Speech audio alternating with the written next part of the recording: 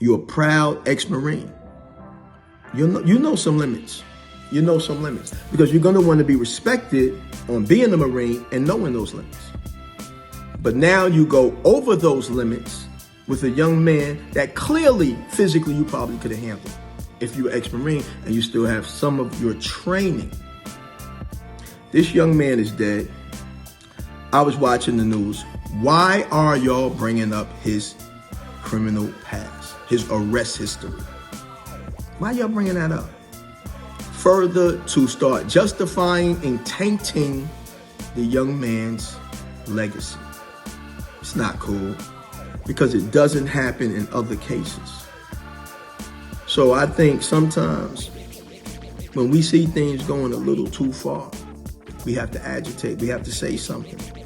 Because the young man wouldn't have been dead if somebody might have got a little more aggressive and said, get off of him now.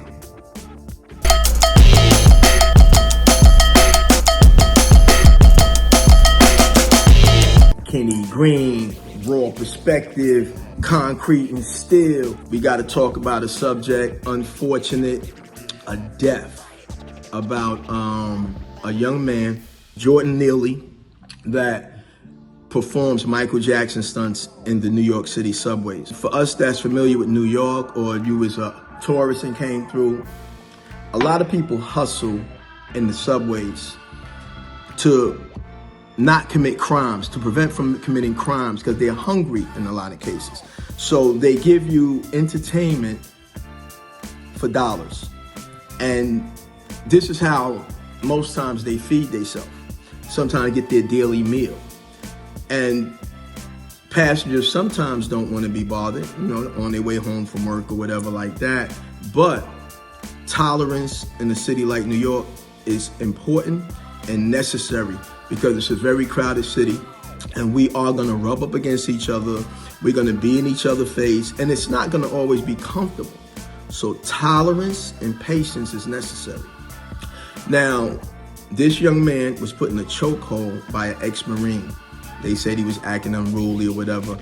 Once again, in New York City, things get close to you, but a lot of times in getting close to you, they never touch you. So you don't have nothing to worry about. And these gentlemen, one of the gentlemen was warned. He was like, look, man, my wife's ex-Marine, you holding them too long. Too long. Sad to say, they usually go too far. He didn't have to hold him that long. I'm not gonna say, this is not about him stopping him. Maybe the young man needed to be stopped.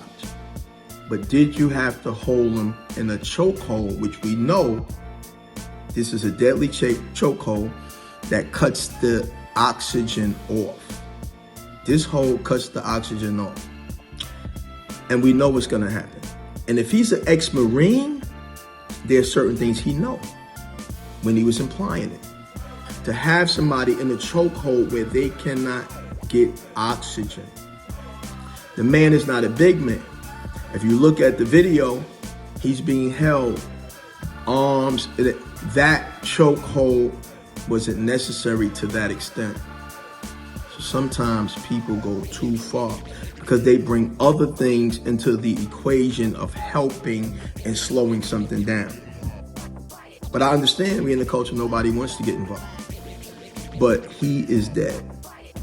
He's a Michael Jackson impersonator, just maybe trying to get a little buck on the train. And sometimes in the day-to-day life, there's some frustrations.